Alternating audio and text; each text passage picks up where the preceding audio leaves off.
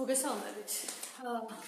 თავარი თემა არის ის პაკეტი, რაც გუშინ ხელისუფლება წარადგინა. დავიწყოთ პოზიტივით. რა დაინახეთ ამ პაკეტში თქვენ პოზიტივი? მოგესალმებით. პოზიტივი ერთხელ ის არის, რომ თვითონ ხელისუფლებაც უგმოვდება თავისი პროგრამით და ესე როგორც ჩვენ ვიათქოვნა საერთოდ რომ რაღაც ისტორიულ გამარჯვებებს რო ეძახიან, ესე არ გააჟღერეს და შესაბამისად მოკრძალებულად მიუდგენ თავის გადაწყვეტილებებს და ეს იძლევა რაღაც იმ ოპტიმიზმის საშუალებას, რომ მეტნაკლებად თუ კიდე რაღაცა აზრი მოგვაქვს, რომ შეიძლება შეცვალონ და თქვენს კიდე ვაცეს. თუნდაც იმ ეტაპებთან დაკავშირებით და ზოგადად საერთოდ მიდგომებთან დაკავშირებით.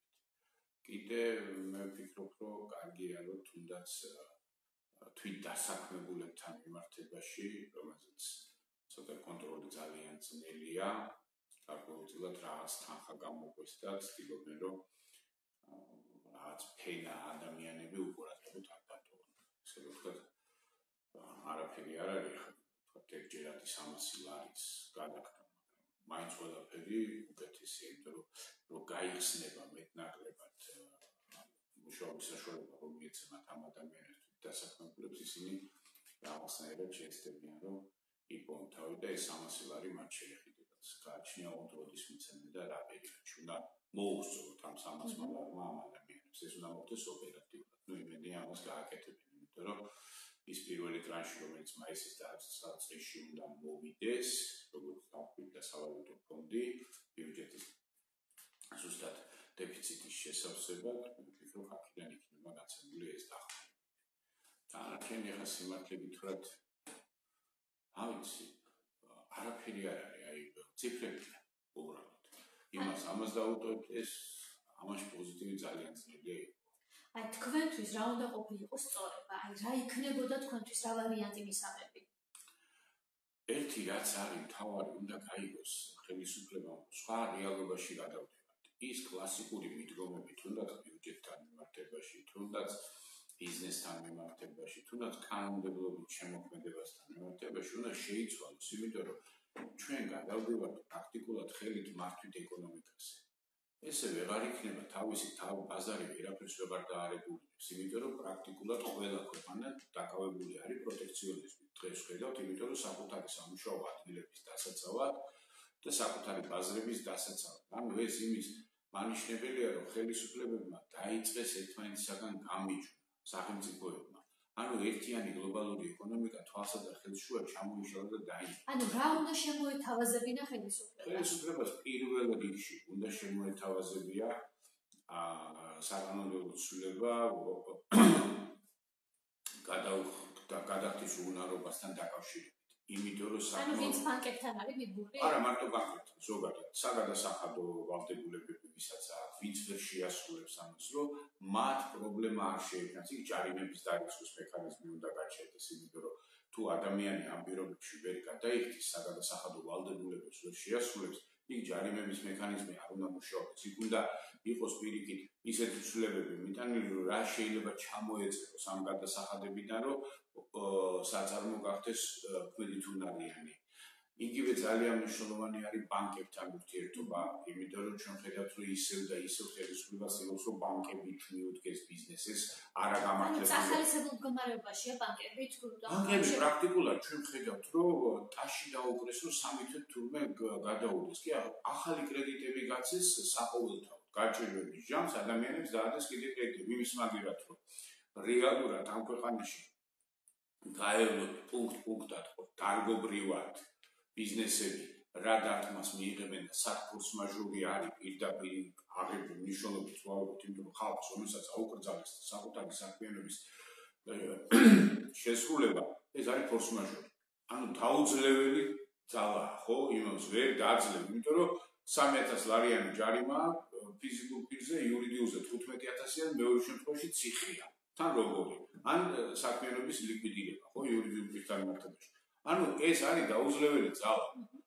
ამ პერიოდში შევა ადამიანს კიდე ვალს ადება და უზდი მას ვალდებულებებს, ეს რომელ კანონში წერია, არც ერთი კანონის შესაბამისად ეს არ არის, აი სოფლიო მასშტაბით შენ აგიგზავნო საქმიანობა, არაფრის კეთება არ შეიძლებოდა შეთვის და ამ დროს გეუბნებოდა რომ შენ ეს უნდა გადაიხადო ეს უნდა გადასახადი არის გამომდინარე საქმიანობით ანუ ეს სესხებიც რომელიც გაცემული არის ადამიანებს აღებული აქვს კონკრეტული საქმიანობიდან გამომდინარე და ეს ხო გადაუვადე რაც მათ არა ეს გადავადება არ არის მათ ნუ ვიძახით აი ხალხი ნუ შეყვარ შეცდომში კი არა გადაუვადეს მიცეს საშეღავათო პერიოდი მაგრამ ახალი სესხები მიცეს ანუ თუ ადამიანს უნდა გადაეხადა სიტყვაზე 1000 ლარი ბანკში და 3 თვის განმავლობაში ეს არის 3000 ლარი აქედან თუ იყო 700 ლარი პროცენტი და 300 ლარი ძირი იფარებოდა 2000 3 თვეზე 2100 ლარი ახალი სესხი დაადეს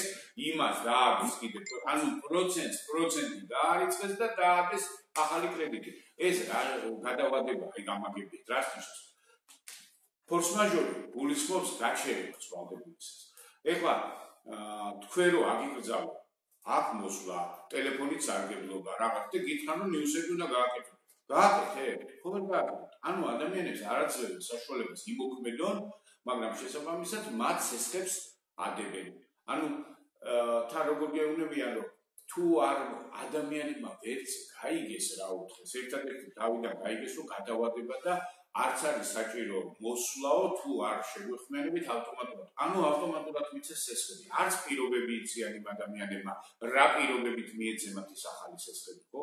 რა პროცენტი იქნება დარიცხული.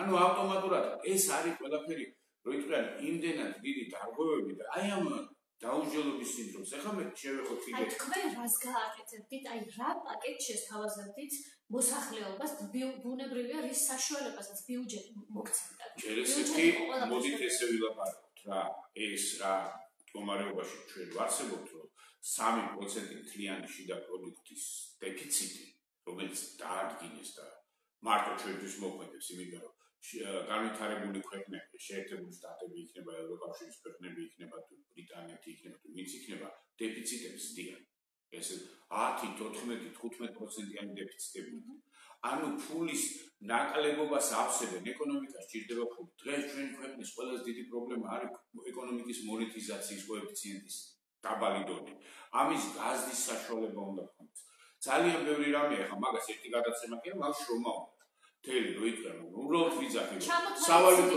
სავალუტო ბაზრის დარეგულირება როგორ უნდა მოხდეს რომ სპეკულაციური კაპიტალი არ იყოს ახლა აი ამ მომენტში ჩვენ ნახეთ რომ უცბად 3 და 6-მდე აიყვანეს დოლარი და მერე ჩამოვიდა რატომ მოხდა ეს ხო ანუ ეხლა კიდე დავიძღვებთ თუ არა თავს ახალი ფულის დარიგებიდან რომ ეს ისე სპეკულაციის ჩვენ ხედავთ რომ ნელ-ნელა მატულობს ისე დოლარი ავიდა 3-მდე პარალელურად შემოდის ქვეყანაში დოლარი როცა დიახ ამიტომ ვწოდებ იმიტომ რომ გაუგებარი ხდება ხო ელემენტარულად რომ რატომღაც პირიქით ხდება ხოლმე ეხლა მოგვიყვებიან კიდე ახალ ზღაპრებს შესაბამისად რეზერვები რომელიც ძალიან მნიშვნელოვანი ნაწილი არის და რომელიც გამჭვირვალე უნდა იყოს იმიტომ რომ ხალხმა ვისაც ანაბრებია ბანკებში თავი დაცულად უნდა იყოს ამას ეროვნული ბანკი უნდა აცხადებდეს განგაში როდესაც სავალუტო ფონდი თხოვობს რომ ბანკებმა წარმოადგინეთ სასწრაფოდ ის რაოდენობა სესხების რომელსაც თქვენ თვლით უიმედოთ რომ ვიცოდეთ რა არის ჩამოსაწერი ბანკები ამას არ აკეთებენ ჯერ აქტივებში უჭირავთ იმიტომ რომ თუ ამას გააკეთებენ შესაბამისი რეზერვები უნდა დადონ ეს იმიტომ არის გასაკეთებელი რომ მეანაბრეები არ დაზიანდნენ ანუ მეანაბრეებმა დაინახონ თავის სურათი მე ძალიან დიდი პრობლემა იქნება ლიკვიდურობის ამიტომ ადამიანს როცა ჩადებული აქვს სიტყვაზე მილიონიანი ქონება ეგრეთ წოდებული ბიზნეს გულისხმობ ხო და დღეს ხედავს რომ მას ბიზნესი უყვდება და ეს ქონება მისი მაშინ იყო ადეკვატური როდესაც ის ბიზნესი საქმიანი იყო ხო აი სასტუმროს გულისხმობ კონკრეტულად დავანებოთ თავი როდესაც სასტუმრო ფულს იძლეოდა ხალხი აშენებდა სასტუმროებს და შემოსავლიანი იყო ვეღარა ტურისტი აღარ არის სასტუმრო კოტრდება ანუ ის მილიონიანი ქონება უცბად გახდა 100,000 უღირს კი იმას იმ მილიონის გადახდა აღარ უნდა ის ჩვეულებრივი საცხოვრებელი სახლი გახდა აქედან გამომდინარე იმის ყიდველიც აღარ იქნება, იმიტომ რომ სასტუმრო ბიზნესი წამგებიანია და ვერც ვერავის ვერ მიყიდე. ანუ შესაბამისად, ჩვენ რას ვაკეთებთ? იმ ადამიანს ვაკოტრებთ, ვართ მე ქუჩაში ვაგდებ, თუ ცესხის რესტრუქტურიზაციას ვაკეთებთ, რეალურად ვამცირებთ ცესხის რაოდენობას. ამ თავებას თვითონაც აღიარებს და ამბობს, რომ ყველაზე ცუდ დღეში სწორედ სასტუმრო და არა, მარტო სასტუმრო გადაედება რესტორანს. იმიტომ რომ ტურისტი თუ არ ჩამოვიდა, ამდენი რესტორანი არ ჭირდება. რესტორანი სამუშაო ადგილების პრობლემა შეიქმნა.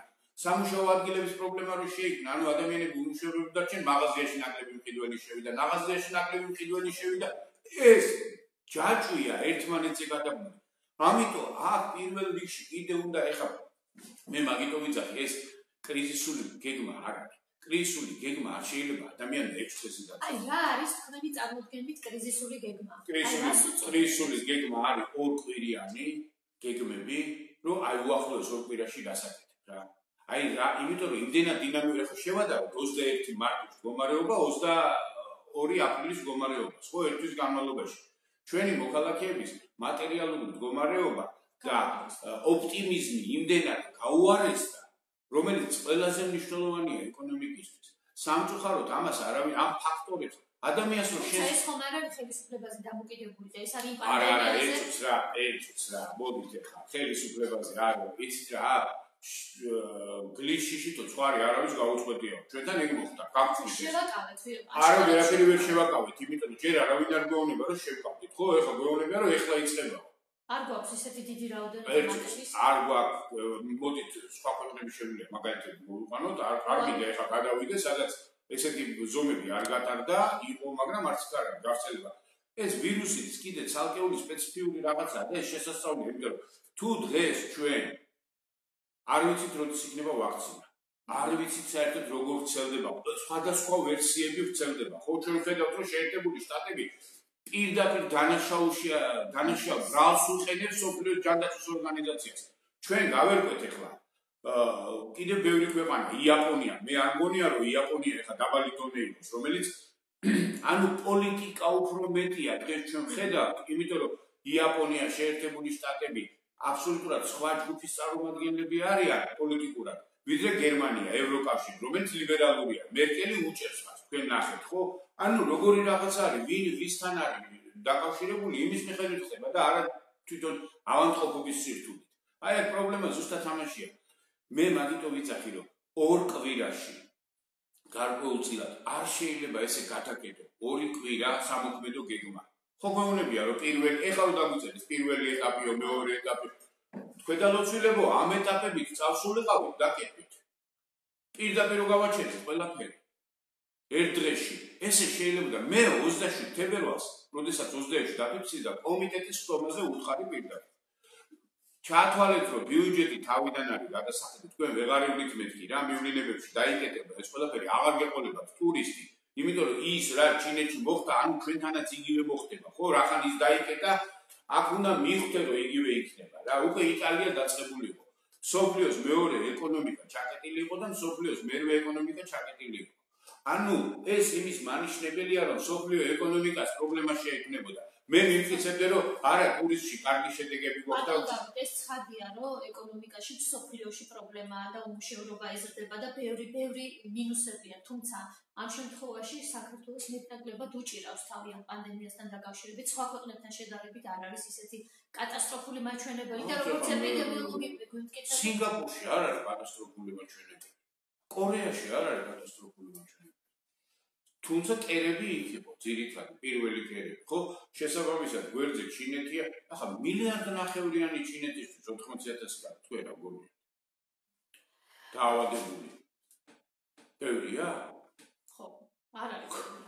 1,5 მილიარდი და 3,400,000 რო შევადაროთ, იმათთან ბევრად ნაკლებია. რადგანაც ამ პაკეტზე ვსაუბრობთ, შედეგს, კონკრეტულ შედეგს ამ პაკეტისგან თქვენ რას ელოდებით, რას ხედავთ შედეგად? შედეგად მე ველოდები სიმართლე გითხრათ, რომ სადღაც 2 თვეში ალბათ გადახედავ თავისივე იმას, იმიტომ რომ არაფრის მომცემი არ იქნება. პირდაპირ ვიძახი რა, იმიტომ რომ დღევანდელი 200 ლარი, რასაც ადამიანს მიცემ მაისში და სექტემბერში 200 ლარი მიცემ, ერთმანეთსაგან აბსოლუტურად განსხვავებული ციფრი იქნება რა. ანუ ელოდებით რომ ახალი წინადადებები წამოვა, კიდე უნდა წამოვიდეს. უნდა წამოვიდეს, იმიტომ რომ ეს 200 ლარი პირდაპირ გეუბნებით 3-ჯერ მეტი იქნება ვიდრე სექტემბრის 200 ლარი. აი რო ავიღოთ ეხლა შარშანდელი 200 ლარი, ბევრად მეტია ვიდრე დღევანდელი 200 ლარი, ხო? სექტემბერში ეს იქნება კატასტროფული და საერთოდ ჩვენ ვართ ურთულესი მოვლენის წინააღმდეგ რა. ამას ოდნავ მაინც ვისაც ეკონომიკასთან შეხება და წარმოქმნა შეუძლია რა ხდება, ხო? თუ გეგმიური ეკონომიკა არ ამუშავდა ჩვენ ქვეყანაში, ანუ არ დაიგეგმა ნაბიჯები კონკრეტულად ეკონომიკას და სახელმწიფოს როლი არ გაძლიერდა, გამორიცხულია ჩვენ. ის ბოდვები რომ ბანკებით უნდა გავაჯამრთელოთ ბიზნესი, ეს არის კატასტროფა. პირიქით, როდესაც ვიძახით გადასახადების შევამციროთო, გადასახადების შემცირება პროცენტი სად უნდა გავაკეთოთ, მითხარით. როდესაც ეროვნული ბანკის საბაზისო პროცენტი არის 9%, 9.9 და 15-16%. ვინ გადაერთის ამას? ანუ პროცენტების შემცირება არის ერთ-ერთი რა თქმა უნდა, თვითონ ძირებიც რო იძახიან ჩამოწერეთო, ანუ რა გამოვიდა რომ სასტუმროს რო აქვს მილიონი ვალი, იმას უნდა ჩამოუყანოს დაახლოებით 300.000-მდე. და ისიც რესკულტურიზაცია უნდა მიწვი, რომ სულ არ დაკარგოთ, თუ ამას არ გააკეთებ, იმ მილიონს დაკარგავ. აი სოფლის მეურნეობის ნაწილში ამ ნაწილში სოფლის მეურნეობის ნაწილში ესე როგორც ჩვენთან არის ესეთი გაბნეული სოფლის მეურნეობა და ყველა თავის არ არის მე რა გახმარება 50 მილიონი 5,000 ფერმერზე 10,000 ლარი გამოდის არავინ არ იცის თან 6 თვიან იმაზე ხო თუ შიგნით არ შეუშვი ადამიანი ჯერ 5,000 ადამიანი ფერმერი როგორ ითვლება საქართველოს სოფელში რამდენი ადამიანი ცხოვრობს ხო მოსახლეობის ნახევარი პრაქტიკულად ანუ რა არის მილიონ 800,000 კაციდან 5,000 კაცი ეხმარება. არ არის რა ეს მიდგომები არ არის კიდევ ერთხელ ვიძახით. ამას ჭირდება სახელმწიფო პროგრამების დაწერა. თუ ჯანდაცვის თვალსაზრისით უფროს ათაობას დაუძახეს და ამ ადამიანებმა გამყრელიძემ თავისი გამოცდილება, დიმნაძემ, წერცვაძემ, ეზურბაია ამ ადამიანებმა თავისი გამოცდილება შეეძლეს მეტნაკლებად, იმიტომ რომ მათ ძველი გამოცდილებები აქვთ, ნანახი რაც იყო ეპიდემიების დროს, როგორ მოქმედებდნენ და ეს ნასწავლი აქვს. და იმოქმედეს. ანუ ჩვენ ხო გვყავს ქვეყანაში ის ეკონომისტები, რომელიც გეგმიური ეკონომიკის პირობებში გეგმავდნენ. ანუ დღეს შეიძლება რომ იმ ადამიანებს დაუძახო და კითხო. ანუ ჩართულობა იყო ნაკლები თქვენი ასე. რა თქმა უნდა, საერთოდ არ იყო ჩართულობა, პირდაპირ გეტყვით. საერთოდ არ იყო ჩართულობა, ყველა გუში ბუტაფორულად რომ დასვა, ჩემი კოლეგები. მე არ ვიცი, ხარ ის ჩართულობა იყო და ვირას იკითხებოდა და კიდე ერთი მთავარი რაც არის. როდესაც ადამიანებს ცდილობ რომ რაღაცა წარმოუდგინო, აი ვითომ ნაფიქრალი, არ შეიძლება რა. აი გეგმას ნაფიქრალის არაფერი არ ეთქვა. ეს არის სუფთა ბუღალტერია. შინაარსი, ანუ რისკენ არის მიმართული ეს ნაბიჯები, აი ეს აკლია ზუსტად ამას რა გეგმას რა. გაუაზრებელი ყოველგვარი ფულის დარიგება, ეს არ არის ეკონომიკა და ეს არ არის კრიზისის დაწყება რა. ჩვენ არა ვართ ამერიკა, დავუშვით დოლარი და ვყავთ. თქვენს წინასწარმეტყველმა თქვა ესეთი რამ და სხვა პოლიტიკური ოპონენტებიც აკეთებენ ამ განცხადებას, რომ ეს არის გარკვეული წინასაარჩევნო გზავნილი. ხედავთ თქვენ ამას? რა თქმა უნდა, ხო 6 თვეში რატომ თავდება? 31 ოქტომბერი გამოდის 6 თვე. ანუ ოქტომბრის თავდება, ხო? 7 თვე მაინც ეთქვა, ან 5 თვე, 1 თვე დაერქვა. ნახეთ, ორი უკიდურეს თუ ვამბობთ, რომ ეს არის ეს გეგმა არ ვარდა და მეორე არა, ფულის დარიგება, პირდაპირ ჩვენს მოწვევა, ახლა პირდაპირ გეუბნები 200 ლარს რო ურიგებ, შენ სექტემბერში და ოქტომბერში და ეხლა მეც კი არ ურიგებენ აგიტატორებს. 150 ლარია აგიტატორის ხელს. ეხლა მოუმატებენ. აპირებდნენ თავისი მილიარდის დახარჯვას ეს ციფრი სუჟღერდებოდა მილიარდი და აგერ ბიუჯეტით დაიწყეს მილიარდის დახარჯვა. და არჩევნებისთანაც კითხავთ, როგორ ხედავთ ზოგადად არჩევნებს, როდის ხედავთ და რა სისტემით ხედავთ? რა არის იცით? სანამ აქედან არ გამოვართ, აი ამ რეალობიდან არ დავინახავთ რა რეალობაში ვიმყოფებით. არჩევნებს აზრი არ აქვს. არჩევნებზე რომ მიხვალ, ადამიანი უნდა დაფიქრდეს იმ რეალობიდან გამომდინარე, რომ რა შეგეძლება გააკეთო. როგორ შეიძლება დღეს შენ ხელისუფლება რო ხარ ჩაატარო არჩევნები, მარტო იმიტომ რომ 2 თვეში ისევ კრიზისი შეგექმნას. ნოემბერი, დეკემბერი, იანვარი დასაპირებს ხელისუფლება. რა, კაი მოიგო და მიიღო ის მანდატი. უმრავლესობა. არა, როდის ხდება ზოგადად იცით არჩევნები? 31 ოქტომბერი არის ოფიციალურ თარიღებაც, არავის არ გადაუწევია. ოქტომბერში ხო ვერ ჩატარდება იქიდან გამომდინარე, რომ საგანგებო მდგომარეობა ესეც ხომ მაგათ ხელშია, კაცო, არიან გადაწევენ, გადმოწევენ, თარიღების გადაწევა შეუძლიათ, გადმოწევა შეუძლიათ. იმ ცვლილებები იქაც შეუძლიათ შეიტანონ, ხო, კონსტიტუციაშიც, იმაშიც, იმიტომ რომ თუ რაღაც კონსენსუსი იქნა, საკონსტიტუციო ცვლილებებს უაპირებენ და ამთხოვენ, რა ვიცი, არჩევნო კოდექსში. მე სიმართლე გითხრათ, არჩევნებს ხედავ, აზრს არჩევნების მიმდინარე წელს ხედავთ არჩევნებს? მე გითხრათ სიმართლე, რომ საერთოდ ოქტომბერში ველოდებ კარგად დაიმახსოვრეთ, აი მაგ პერიოდისთვის. ოქტომბერი, ნოემბრის დასაწყისი იქნება ყველაზე კატასტროფული პერიოდი ალბათ. ეკონომიკის თვალსაზრისით, მსოფლიოს მასშტაბით. აბსოლუტურად სხვა რეალობაში აღმოჩნდებით. და ეს ალბათ შეცვლის ცხოვრების სტილს ზოგადად. ძალიან პოლიტიკასაც არჩევნებს გასმოთ. შესაბამისად. ანუ შესაძლებლობას უშვებთ, რომ ვერ ჩატარდეს არჩევნები. უშვებთ და საკმაოდ დიდი ალბათობით. იმიტომ რომ ამათ დღეს გონიათ, რომ ფულის დარიგებით, მაგრამ ეს უკან მოუტრიალდებათ 2-3 თვეში. ის ხალხი, რომელიც დღეს ფიქრობს, რომ უფლებას რომ იცემენ, რაღაცას გააკეთებენ და ძველ ცხოვრებას დაუბრუნდებიან, ეს ილუზია რომ გაივლის 2-3 თვეში, არაფერი არ გამოდის და ისინი პირისპირ დარჩებიან ბანკების წინააღმდეგ. და ეს მთავრობა არ ზრუნავს, რომ ბანკებთან დაარეგულიროს სიტუაცია. ეს იქნება ყველაზე მთელი ქვეყანა გაკოტრებული აღმოჩნდება. ანუ მეთქი არაფერი არ არის, რეცესია და დეფოლტი. გავკოტრდებით. აი ამ უთავო პოლიტიკით გავკოტრდებით. დიდი მადლობა.